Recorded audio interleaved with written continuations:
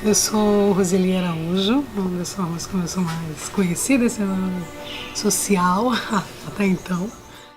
Sou uma pessoa transitando por afirmar a minha liberdade dos seus todos que eu desejo expor no mundo, fazendo de uma forma que eu possa também proporcionar liberdade para outras pessoas.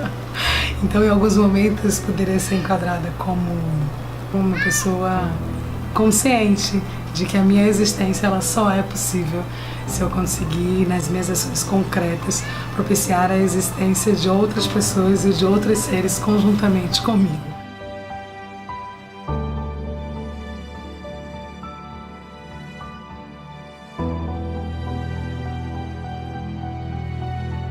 Esse vídeo, ele é muito forte, eu sou suspeita para falar, porque eu venho de um vínculo afetivo com a construção dele, mas a narrativa, na forma como ele foi posto, ele constrói uma acessibilidade e promove, né, uma relação maior para a empatia. Falar da comunidade LGBT ou para falar da própria concepção de como a gente precisa ampliar a noção da diversidade, seja ela qual for, porque aí cabe a diversidade étnica, né? Aí cabe uma série de coisas, mas a instância da sexualidade ela sempre está numa linha muito tênue entre a negação e a espontaneidade da sua expressão, né? Então, como que a gente burla algumas coisas que é do instinto humano, até você ver os casos socialmente da negação disso, ao mesmo tempo que a negação do seu impulso interno, né, de desejo, e como que isso se transforma nos casos coletivos de dificuldade de lidar com isso que é tão genuíno, que é nosso, que é a nossa maravilha de sermos tão diversos, né? Essa é a nossa condição de humanidade.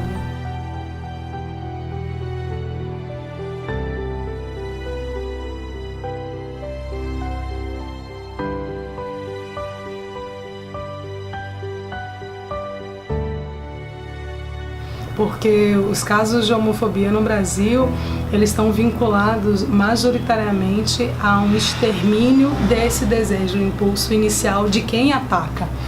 Por exemplo, a maioria dos casos não são de ataques anteriores à satisfação, né? Quando você vai ver os estudos vinculados a travestis, a trans, você tem uma figura que realizou o seu impulso, o seu desejo, e depois aponta para o outro como uma acusação do seu próprio libido, né? É externo. Aqui no Brasil, se a gente for falar da referência religiosa, aqui a gente tem as igrejas inclusivas.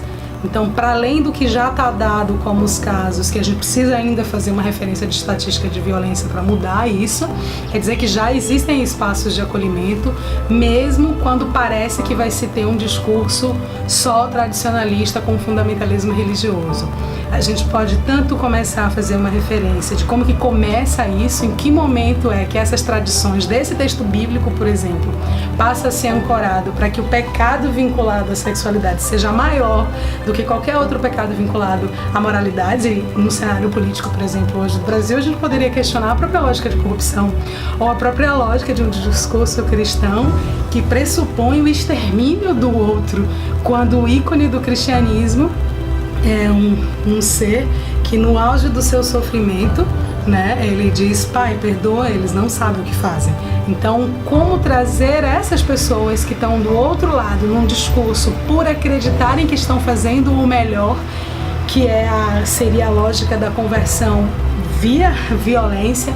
Então, eu tenho uma verdade, eu sou superior, portanto eu posso aniquilá-lo. E aí eu não estou fazendo nada pessoal, me desculpe, eu estou salvando a sua alma. Então, se a gente vai discutir a própria dimensão de mestiçagem, de interculturalidade, a diversidade humana sendo posta, nesse caso, com a relação da sexualidade, ou em qualquer outro tema que seja, ela é a nossa única possibilidade de expansão como humanidade, como construção coletiva.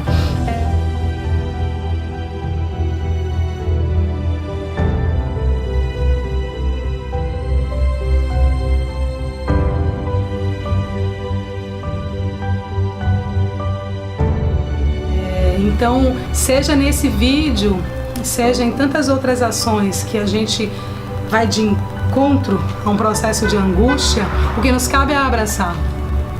É abraçar, não é fugir. É identificar por que aquela pessoa nos incomoda. Ou identificar que sentimentos são esses, angustiantes ou não, que nos coloca numa possibilidade de pensar que é possível viver isolado. E aí, tanto para quem é violenta quanto para quem é violentado, não temos a possibilidade de vivermos isolados. Porque a nossa construção de humanidade, ela é por si com uma relação com o outro. E isso não é teoria, isso é a nossa prática. Porque a diversidade de opinião, ela tem que ser garantida, mas antes disso, é o próprio direito à vida. É isso.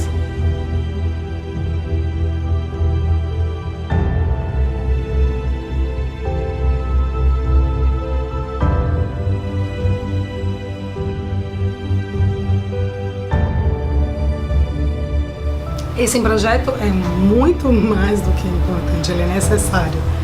Constrói sim uma possibilidade de um canal de comunicação, e aí eu demarco, sobretudo no cenário político que estamos atravessando no Brasil, cujo os direitos da dimensão de expansão humana estão sendo mais uma vez colocados em xeque e castrados. A gente tem sim que pensar que vídeos como esse, aqui no Brasil quanto no mundo, demarca um lugar de fala, de dizer: existe sim a possibilidade de você abrir um canal de comunicação com a pessoa que se sente engessada, amarrada, com que característica for, inibida e expor-se, e existe uma possibilidade de se comunicar diretamente com quem se sente no direito de ameaçar.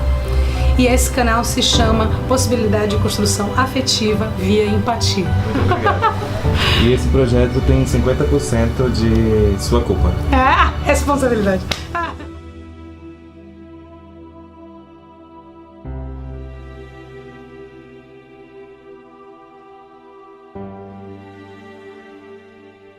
Um encontro de almas que não se explica, contudo se sente. Acredito no mundo com todas as pessoas socialmente iguais, humanamente diferentes, totalmente livres. Eu acredito no brilho dos olhos, no sorriso largo, no abraço do aconchego. Acredito no mundo com todas as pessoas socialmente iguais, humanamente diferentes, totalmente livres.